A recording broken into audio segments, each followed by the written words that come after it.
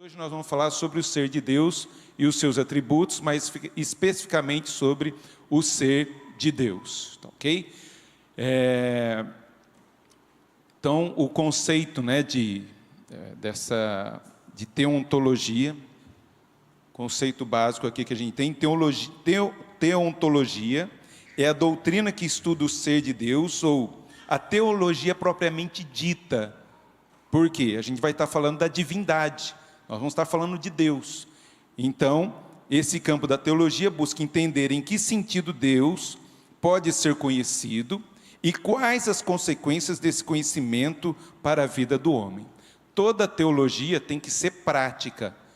Não é só o conhecimento, mas ela tem que gerar vida em nós, tem que gerar mudança em nós, nesse conhecer a Deus. E por isso, teontologia significa, né, o estudo do ser de Deus. E é isso que nós vamos estudar. Theos, Deus, ontos, vem do verbo eimi no grego, quer dizer eu sou, né, ou ser, existir, e logos, que é a palavra, e reflexão, o estudo. Então, um estudo do ser de Deus que nós vamos tratar aqui. Por isso que é a teologia propriamente dita, porque nós vamos falar de Deus, da pessoa de Deus, de quem é Deus, como esse Deus age, como esse Deus trabalha, como esse Deus se revela, como nós conhecemos a Deus, como nós podemos conhecer esse Deus. E isso que significa, e é isso que nós vamos tratar sobre teontologia, tá, ok? Então, a primeira parte, conhecimento de Deus, que nós vamos caminhar aqui. Você tem aí a sua folha, sua instrução. Aí. A necessidade de Deus se revelar a nós. Nós só podemos conhecer a Deus, né, se Deus se revelar a nós. Porque nós, em nós mesmos, não temos a capacidade de conhecer por nós mesmos a Deus. Então, Deus se manifesta para que nós possamos conhecê-lo. Seja o crente, seja o ímpio. Deus se manifesta também de diferentes formas para que o ímpio também conheça Deus e ele se torne indesculpável quando disser e comparecer diante do Senhor ou falar que não há Deus, que não existiu Deus, porque Deus se faz conhecer. Então nós vemos aí, se pretendemos conhecer a Deus, antes é necessário que Ele se revele a nós. Mesmo discutindo a relação de Deus que vem da natureza, Paulo diz que podemos conhecer sobre Deus, o que podemos conhecer sobre Deus está claro às pessoas, porque Deus lhes manifestou. A revelação natural revela Deus porque Ele mesmo decide revelar-se a si mesmo. Então, e dessa maneira Ele quis se revelar, através da natureza, através das coisas criadas, mostra que há Deus. Se você pegar o texto lá de Romanos, capítulo de número 1, vai tratar bem essa questão de que os ímpios são indesculpáveis quando diz que não há Deus, porque os atributos de Deus, a glória de Deus, o poder de Deus, claramente são percebidos nas coisas criadas e manifestadas nesse mundo, para que as pessoas saibam que há um Deus e deve adorá-lo. No entanto, eles trocam a glória de Deus incorruptível e começam a adorar coisas corruptíveis. Eles, em vez de adorar o Criador, adoram a criatura. Então, Deus se revela a todas as pessoas, porque Deus quis se revelar a todos. Então, essa é a revelação geral. Nós não vamos entrar diretamente aqui, dentro da teontologia, sobre se Deus existe ou não. Eu já estou partindo do pressuposto que Deus existe. Assim, a Bíblia ela não entra na questão se Deus existe ou não. Gênesis não vai falar primeiro, olha, como provar que eu existo, né? Não, já começa. No princípio criou Deus os céus e a terra. Já parte do princípio de que Deus existe. Então, eu não vou entrar no mérito, que também se estuda na teontologia, a questão da existência de Deus, se Deus existe ou não, né? As várias filosofias, teorias e tudo mais sobre a existência de Deus. Eu já estou partindo do ser de Deus, esse Deus que se revela a nós, através, primeiramente, da natureza, das coisas criadas, que nós percebemos. É impossível dizer e ver nesse mundo que tem ordem, esse cosmos em ordem, dizer que não há um Deus. Tá ok? Mas há a revelação também, a revelação especial, quando falamos do conhecimento pessoal de Deus, que vem da salvação. Essa ideia fica mais explícita. Disse Jesus, né, quando Jesus diz: ninguém conhece o Filho senão o Pai, e ninguém conhece o Pai senão o Filho, e aquele a quem o Filho quiser revelar. A quem Deus quiser, a quem o Filho quiser revelar, essa revelação especial. A revelação natural não salva ninguém, como já foi dito em bibliologia. A revelação natural é só para tornar um homem desculpável diante de Deus, mas ela não salva. Eu saber que Deus existe, não muda. Agora, a ação de Deus de revelar de maneira especial, através da palavra, indicando que Jesus é o Salvador, essa sim, essa revelação salva, que a gente chama de revelação especial, e ele se revela a quem ele quiser, a quem Deus quiser revelar, a quem Cristo quiser revelar, o Pai. Então, há uma necessidade de Deus se revelar a nós por causa das nossas limitações. E é isso que nós vamos ver aqui nesse próximo slide. Conhecimento de Deus, jamais poderemos compreender plenamente Deus. Já pensou nisso? A gente não tem como nós conhecermos Deus na sua totalidade. Até uma presunção nossa, quando a gente fala que nós vamos estudar teologia, nós vamos estudar sobre Deus, né? Se esse Deus é inesgotável, não tem como, é insondável, como que eu vou estudar Deus? A gente só estuda de Deus aquilo que Deus quis revelar a mim, aquilo que Ele quer que eu conheça dEle. Porque Deus é muito maior do que um compêndio de teologia e outras coisas mais. Tá joia? Então nós vemos aí, dá para ler, né? Deus é conhecido até onde se nos revela, mas não pode ser compreendido na sua totalidade, conhecimento exaustivo. Há duas razões porque não podemos compreender totalmente Deus. Então, assim, nós conhecemos a Deus, mas nós não conseguimos, Ele não consegue ser compreendido na sua totalidade, por duas razões. A epistemológica, né, do conhecimento. Deus não revelou tudo para nós, está aí nesse texto aí, ó, Deuteronômio 29:29. As coisas encobertas pertencem ao Senhor nosso Deus, porém as reveladas nos pertencem a nós e aos nossos filhos para sempre. Então, há coisas que não foram reveladas. E essas coisas que não foram reveladas, não tem como nós conhecermos ou compreendermos algumas coisas. Porque Deus não quis revelar. Agora, o que é importante? Deus revelou a cada um de nós, e está bem claro nas Escrituras. Há muitas outras coisas que a gente pode especular, mas a gente não pode saber se é ou não daquela maneira. Então, há coisas que foram reveladas e outras que estão ocultas, que Deus não quer revelar a nós, ou ainda, ou vai revelar depois, mas não compete a nós ainda. Então, guarde sempre isso. Né? Essa razão do conhecer de Deus, de saber de Deus, e também a razão ontológica de que nós somos finitos, nós somos limitados, a nossa mente não consegue compreender essa totalidade desse Deus, da grandeza desse Deus, da imensidão desse Deus, por causa da nossa finitude. Deus é infinito e nós somos finitos, né? Tem alguns versículos que eu gostaria de compartilhar com vocês. Olha só, o Salmo 40, Isaías 40, versículos 18, 25 e 28, vai mostrar essa incompreensibilidade de Deus. Como que nós estamos longe de conhecer, de compreender totalmente esse Deus. Com quem compararei a Deus? Ou que coisa semelhante confrontarei com Ele? Não tem como comparar Deus com nada nesse mundo, porque Deus é maior do que tudo, é tremendo, não tem como comparar Deus, Guarde isso. A quem, pois, me comparareis para que eu lhe seja igual? Agora é Deus falando.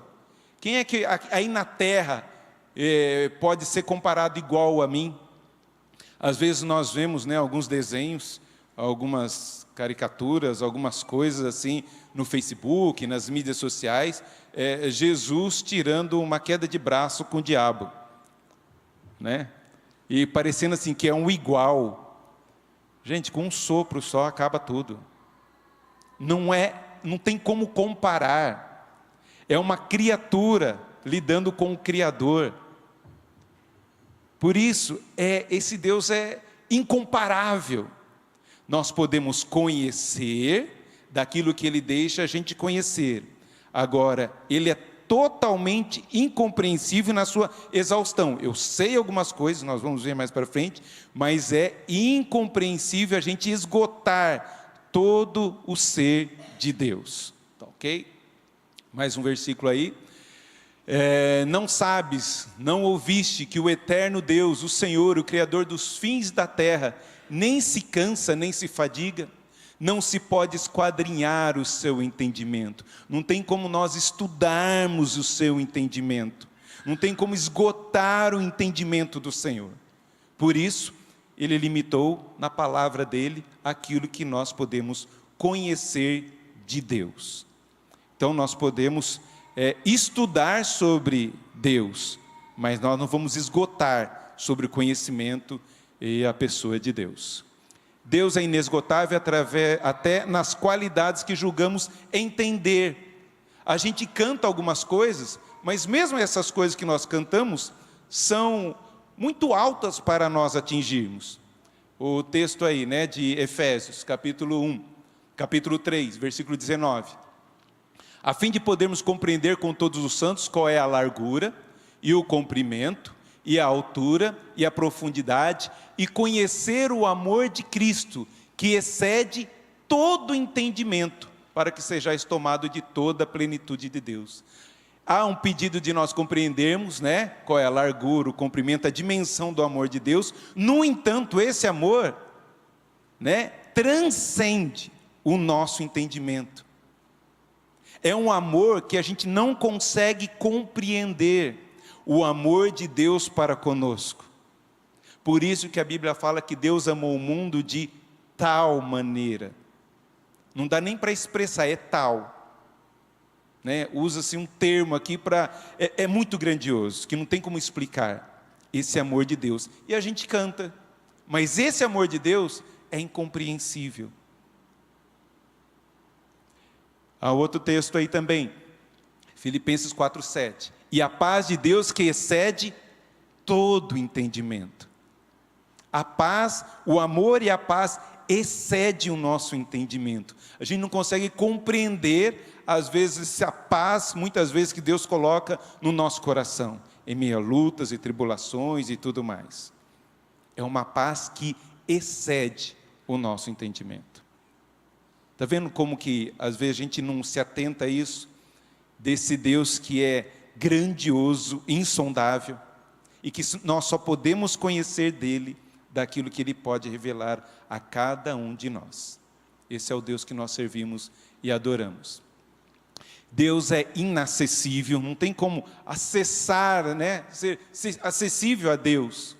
O único que possui imortalidade, que habita em luz inacessível, a quem homem algum jamais viu, nem é capaz de ver, a Ele a honra e poder eterno. Amém. Esse Deus que habita em luz inacessível, esse Deus aí que possui imortalidade, que homem jamais viu. Por isso que nós cantamos o hino, né? Os patriarcas não puderam ver, nem Adão chegou a vê-lo antes mesmo de pecar. Mas espera aí, pastor. Moisés não viu Deus? Moisés viu um pedaço da glória de Deus. Um pedaço da glória de Deus. Mas Isaías não viu Deus? Não viu Deus na sua totalidade. Viu um deslumbre, né, da pessoa de Deus, do agir de Deus, da manifestação de Deus ali. Porque se nós vermos a face de Deus, por isso que Isaías fala, eu vi o Senhor, vai ser consumida a minha alma, porque eu sou pecador. mas não está Deus totalmente ali. São deslumbres, feixes da glória de Deus. Moisés, quando vê somente um pedaço da glória de Deus, o rosto dele fica reluzente, né? Brilha, tanto que ele tem que colocar um véu sobre o rosto, para que as pessoas pudessem conversar com ele. E lá em Corinto, né, Paulo diz que essa glória terminou, né? Foi embora, não tinha mais, depois de um tempo. Mas mesmo assim Moisés ficou com o véu. Certo? Como assim? E até hoje os judeus, quando vão ler as Escrituras, eles põem um véu, como Moisés colocava um véu sobre o rosto. E não sabe que em Cristo Jesus esse véu é removido. E nós temos livre acesso a Deus. Então, esse Deus que é imortal, inacessível, a quem homem algum jamais viu, nem é capaz de ver, a Ele honra, poder eterno. Amém. Esse é o Deus que nós servimos. Deus também é insondável, não tem como sondar o coração de Deus, as coisas de Deus. Grande é o Senhor e muito digno de ser louvado. A sua grandeza é insondável. Insondável as grandezas do Senhor. Deixa eu pegar mais um texto aqui. Onde está? Isso. Então nós podemos ver, esse Deus se manifesta a nós e se dá a conhecer, mas não na sua totalidade. E nós compreendemos na palavra dele que como ele é tremendo, grandioso, age conforme o seu querer e conforme a sua vontade. E ele faz questão de se revelar a nós, pecadores, para que nós possamos adorá-lo e bendizê-lo. Deus nos fez para a sua honra e para a sua glória.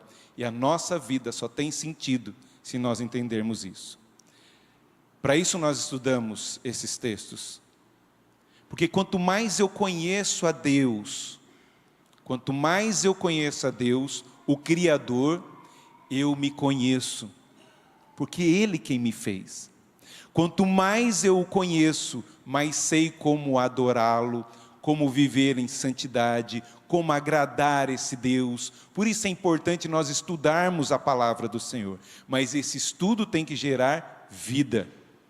Tem que haver transformação, não só conhecimento. Há muita gente que conhece de Deus, né? Compreende muitas coisas, mas não é salva. É uma coisa assim, um exemplo, se eu falar aqui para vocês conhecem o Ayrton Senna? Eles vão falar, sim, foi um piloto e tudo mais. A gente conhece do Ayrton Senna, mas nós não conhecemos o Ayrton Senna, nós não andamos com ele, nós não convivemos com ele. Então há muita gente que conhece de Deus, mas não anda com Deus. E Deus nos deu esse privilégio de não apenas conhecer, mas tornarmos filhos, ter essa intimidade. É isso que esse Deus tremendo faz. A nossa segunda parte aí, como podemos conhecer a Deus de modo verdadeiro? Então Deus se revela, só que esse Deus que se revela, a gente compreende que Ele é incompreensível. Então como eu posso conhecer Deus verdadeiramente, de modo verdadeiro? Primeiro, através das Escrituras. A Bíblia mostra, a Bíblia revela as verdades de Deus. E aqui que eu conheço o Senhor. Embora não podemos conhecer exaustivamente a Deus, podemos conhecer coisas verdadeiras sobre Ele. Tudo que as Escrituras nos falam sobre Deus é verdadeiro. É verdade dizer que Deus é amor. Por quê? Porque as Escrituras dizem que Deus é amor, que Deus é luz, que Deus é Espírito, e assim por diante. Temos conhecimento verdadeiro de Deus com base nas Escrituras, ainda que não tenhamos conhecimento exaustivo. Podemos conhecer alguns pensamentos de Deus, até muitos deles, como base na Bíblia. E quando conhecemos, ficamos como Davi, os consideramos preciosos. Que preciosos para mim, Senhor. Né? O Senhor, conhecer o Senhor. Quando a gente começa a contemplar a Deus e conhecer a Deus nas Escrituras, nós ficamos maravilhados. E assim deve ser a nossa vida. Quanto mais conhecer as grandezas de Deus, mais maravilhados a gente fica. Não sei se vocês viram esses dias, o céu ficou bem amarelo e laranja, com as nuvens e tudo. Várias pessoas tiraram fotos. Como que a gente fica diante dessa beleza da natureza? A gente fica admirado. Ainda que a gente já viu outras vezes e tudo mais. Quando a gente vai em um lugar histórico, ou uma beleza natural, a gente fica assim, maravilhado. Assim devemos ficar, quando contemplamos essas grandezas de Deus, maravilhado. Tal conhecimento é maravilhoso demais para mim. É tremendo demais para mim. É para gerar em nós essa contemplação, essa adoração. Nós podemos conhecer a Deus, então, através das Sagradas Escrituras, e também nós podemos conhecer a Deus através dos seus nomes. Deus se revela a nós através dos nomes das Sagradas Escrituras que nós encontramos aqui na Bíblia. No Antigo Testamento, no Antigo Oriente, o nome de uma pessoa tinha total relação com seu caráter, sua personalidade, ou ainda com algum evento marcante da vida. Da mesma forma, os nomes bíblicos de Deus são diversas descrição do seu caráter. Deus também se dá a conhecer através dos seus nomes.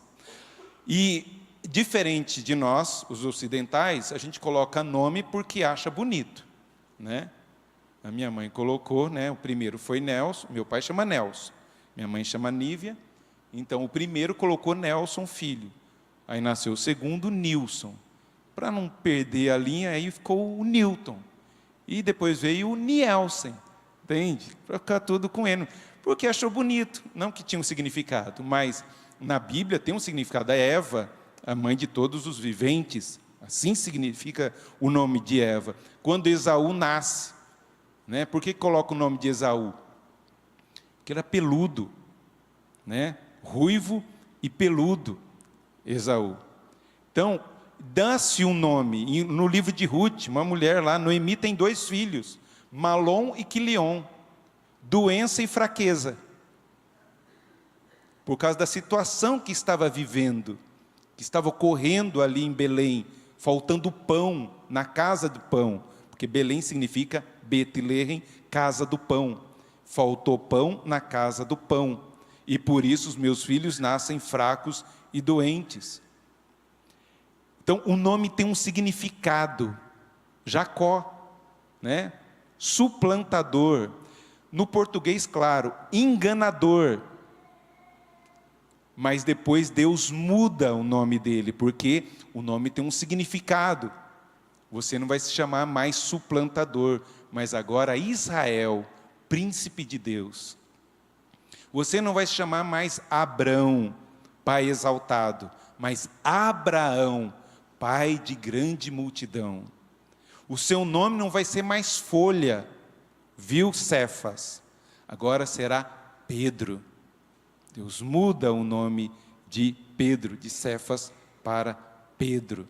Porque o nome tem um grande significado para o oriental, e nas Escrituras nós vemos essa importância dos nomes de Deus para revelar quem Ele é. Vamos caminhar aqui. Para que possamos ter maior clareza sobre o ser de Deus, precisamos observar algumas de suas características apresentadas nos nomes a Ele atribuídos nas Sagradas Escrituras.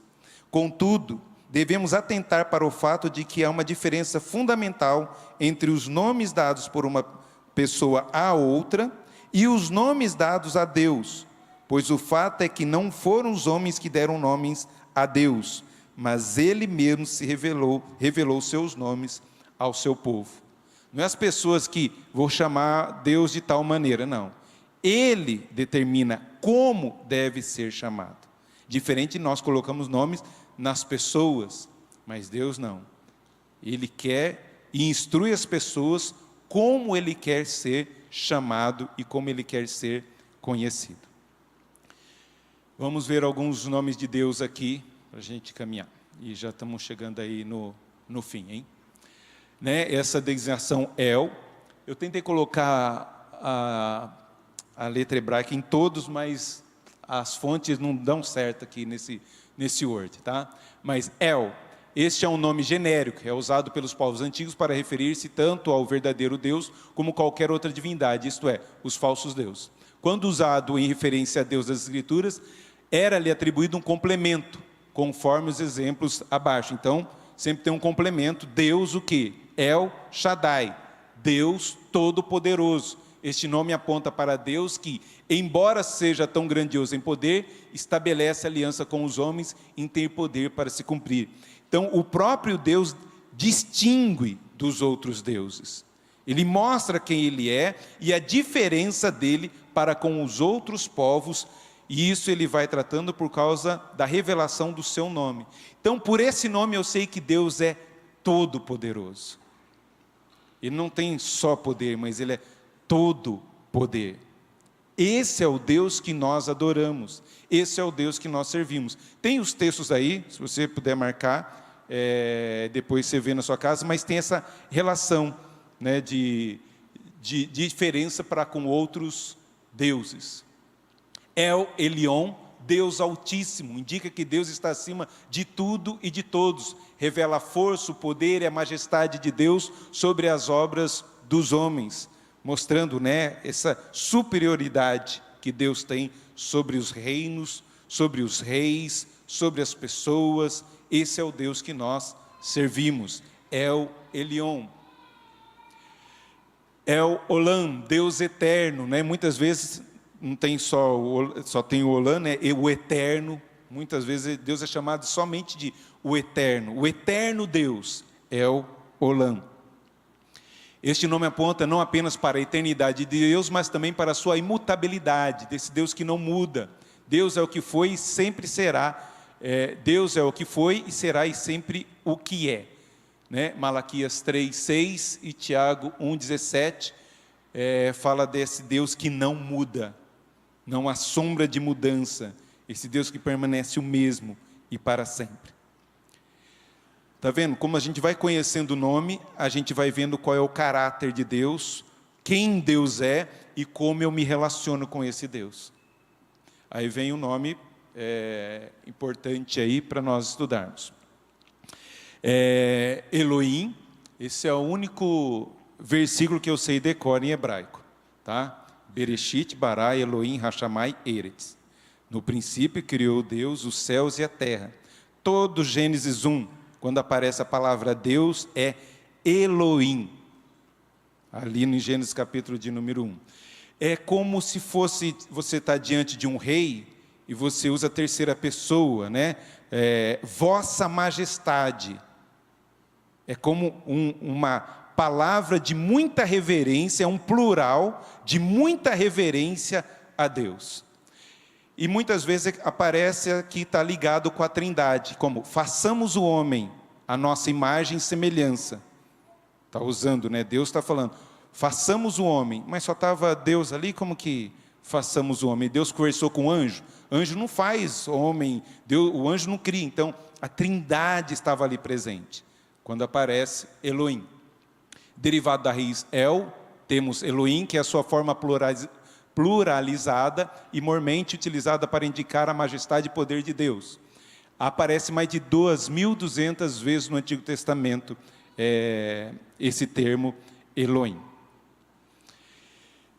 Adonai significa Senhor, soberano, possuidor.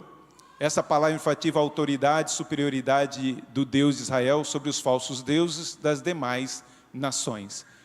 Também aparece muitas vezes esse termo Adonai para o nosso Deus, e Ele quer ser chamado assim. E nós temos o principal nome aí. Abre a palavra do Senhor em Êxodo, capítulo de número 3. É importante nós lermos esse texto da palavra do Senhor. Êxodo capítulo de número 3. É que quando Deus aparece a Moisés numa sarça ardente, Deus, aqui é uma teofania, uma manifestação de Deus.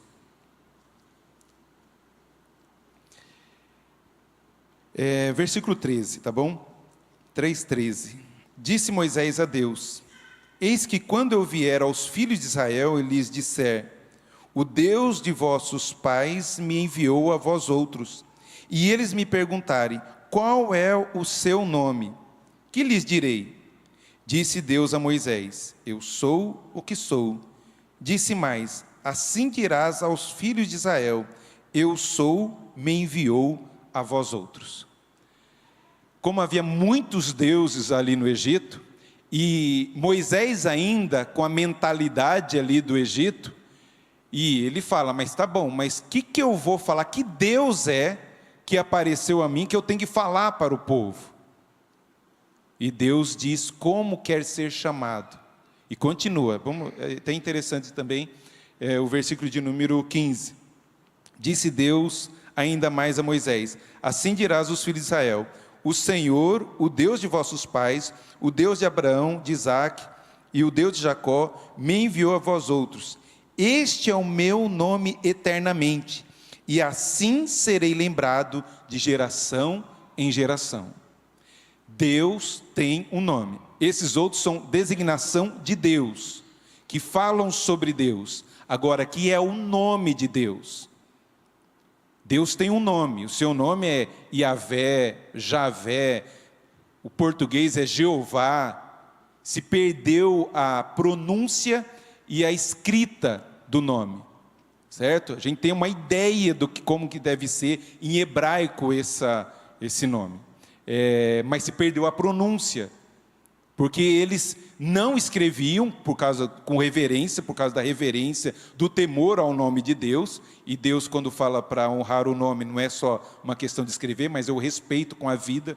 Quando eu não ando de acordo com a vontade de Deus, eu estou usando o nome do Senhor em vão. Se você se diz cristão e não se comporta como cristão, você está usando o nome do Senhor em vão. Você está pecando contra o mandamento do Senhor. Então se perdeu, então eles não pronunciam. Até hoje, judeu aqui no Brasil, judeu mesmo, de sinagoga e tudo mais, quando ele vai escrever a palavra Deus em português, ele coloca um D, apóstrofo, US, certo? Dessa maneira, como um respeito ao nome de Deus. Então, por isso que se perdeu esse nome de Deus. Mas a Bíblia aqui, a nossa Bíblia, a João Ferreira de Almeida, não sei se a sua vai ser igual a do João Ferreira de Almeida, os tradutores deixam, a gente traduziu a palavra Jeová por Senhor. Então, como saber que quando é Senhor é Jeová, e quando é Elohim, e quando é Adonai? Então, quando é Jeová, todas as letras da palavra Senhor estão em caixa alta, Senhor, tudo maiúsculo. Quando aparecer tudo maiúsculo, que nem aqui, né, o versículo 15, disse Deus, se Deus aqui é Elohim, assim dirás aos filhos de Israel: o Senhor, tudo letra maiúscula aqui, caixa alta, é Jeová. Jeová, o Deus, né, o Elohim de vossos pais, o Deus de Abraão, de Isaque, de Jacó, assim ele quer ser lembrado. Então, quando aparece Jeová, o Senhor, tudo maiúsculo é Jeová. Quando aparece Deus, pode ser Elohim. Quando aparece só a primeira letra maiúscula, Senhor, só a primeira letra maiúscula no Antigo Testamento, é Adonai. Essa diferença, tá bom? E quando é Deus, pode ser Elohim, outras designações que tem de Deus aqui em hebraico. É uma dica que eles deixam aí para a gente não perder.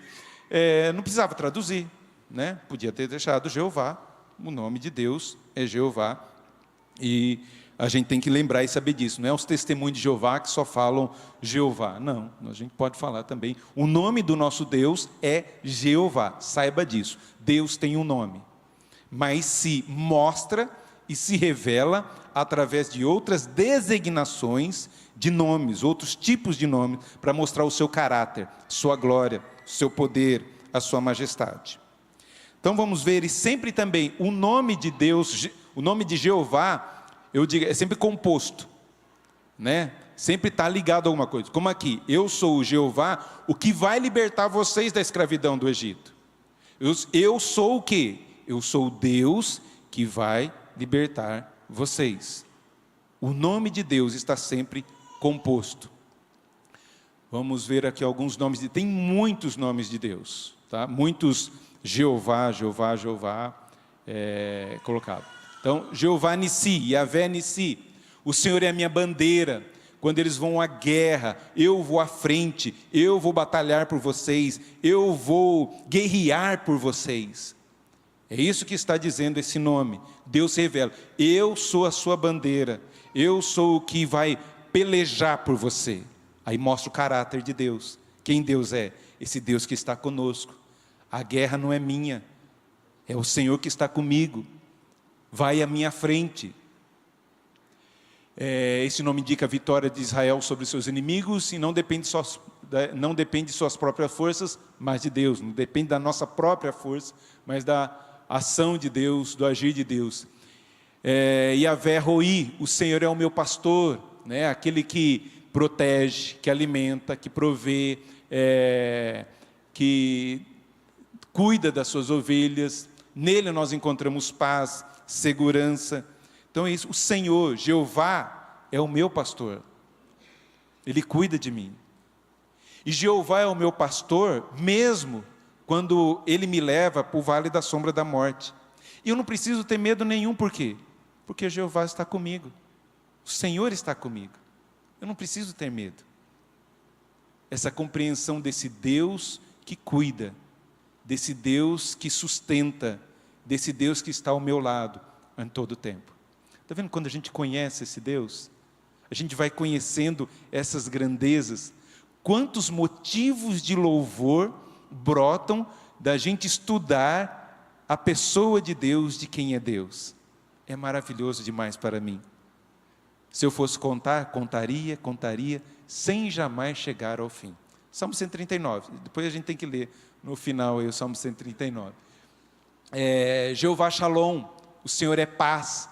Esse texto aí é quando Gideão está angustiado, porque eu vou, não vou, como que é, Deus está presente, aí Deus se mostra, se revela, e ele monta um altar, e Deus é paz.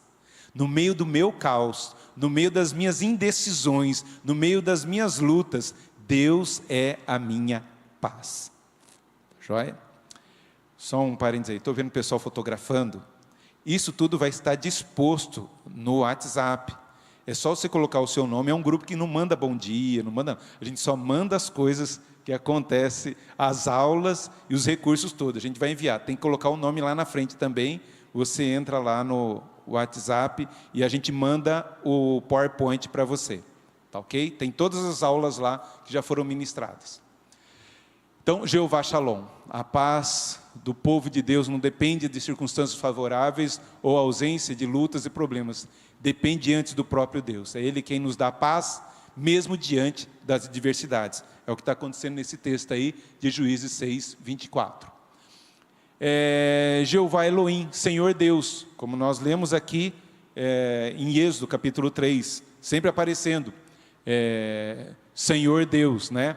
Eu sou Deus. É mediante esse nome que o Deus de Israel é distinguido dos falsos deuses das nações, sendo assim apresentado como o verdadeiro Deus. Poderia falar outros nomes, né? Jeová Rafá, o Deus que cura. O que mais aí? Que outro?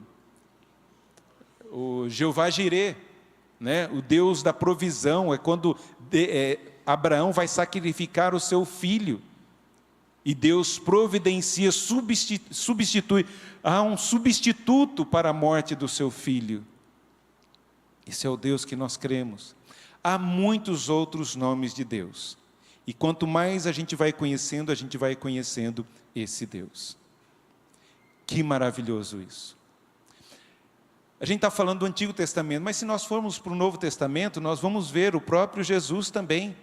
A gente vai, quando tratar da Trindade, e os nomes também proferidos a Jesus, relacionado à divindade.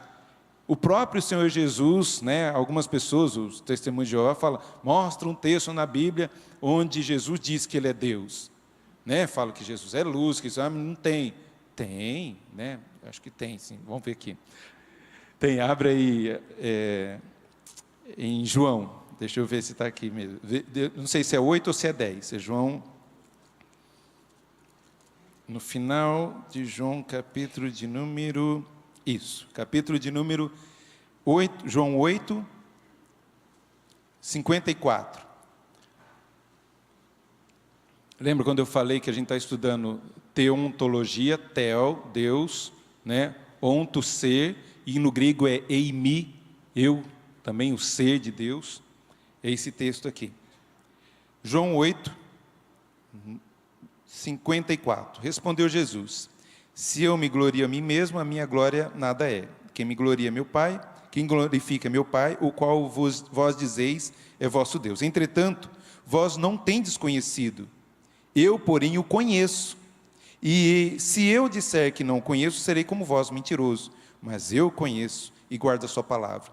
Abraão, vosso pai, alegrou-se por ver o meu dia, viu e regozijou-se.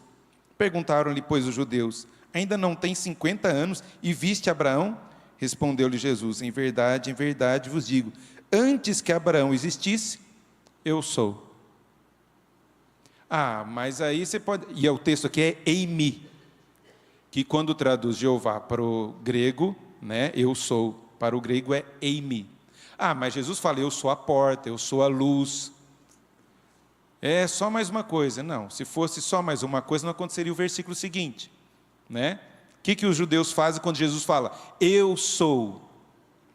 Então pegaram em pedras para atirarem nele, mas Jesus se ocultou e saiu do templo. Por que eles queriam apedrejar Jesus? Porque ele disse que era Deus. Alguém que declara ser Deus era uma blasfêmia e era digno de apedrejamento. E Jesus diz, eu sou. Desculpa. Eimi, é no grego, tá? Eu sou. Então, ele diz isso, eu sou. E Jesus é também, é sempre composto Jesus também. Olha que maravilha. Eu sou luz. Você precisa de luz para a sua vida? Eu sou a sua luz. Você tem sede? Eu sou a água da vida. Quem beber de mim jamais terá sede. Eu sou o pão. Eu sou a ressurreição e a vida. Ainda que você morra, né, viverá. Para que ter medo da morte? Se Ele é a ressurreição e a vida. Quando eu conheço o caráter de Deus, eu descanso em Deus. Eu confio em Deus. Apesar da dor, da luta, da tribulação. Porque eu sei que é o meu Pai. O Pai que cuida de mim. Mas a gente vai ver essa questão de Pai, lá na Trindade, né? Tudo no grego aí, o Pater, quando a gente for falar sobre a divindade. Finalizando. Dentro de tudo isso aí. Para a gente aplicar para a nossa vida. Tá bom? E eu acho que é muito importante isso. A distinção que existe entre nós e Deus é muito grande. Daí a razão dele ser incompreensível. Por isso devemos a Ele toda a nossa admiração e contemplação.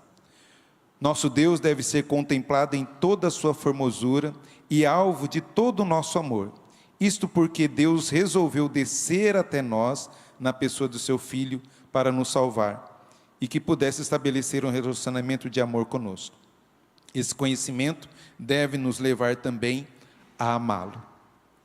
Então, quando eu conheço a Deus, vejo a grandeza de Deus, as maravilhas de Deus, quem Deus é, isso faz e tem que me levar a contemplar, a adorar a beleza de Deus. E Deus é tão maravilhoso que nos ama e nos dá esse canal de amor para que nós possamos também devotar todo o nosso amor para com esse Deus, por causa de Cristo Jesus. Então, nós conhecemos a Deus, daquilo que Ele nos deixa conhecer. Deus é incompreensível, não no sentido de que eu não consigo entender Deus, não. Deus é incompreensível no sentido que eu não consigo, não é exaustivo, eu não vou esgotar o conhecimento de Deus. Porque eu sei quem Deus é, por aquilo que Deus revela. Então, eu não compreendo na totalidade, compreendo naquilo que a Bíblia revela. E naquilo que a Bíblia revela e mostra, eu sei quem Deus é, e sei quem eu sou, e como devo viver para esse Deus. Que nós possamos meditar mais e mais sobre isso, conhecer e buscar conhecer mais e mais esse Deus. Amém?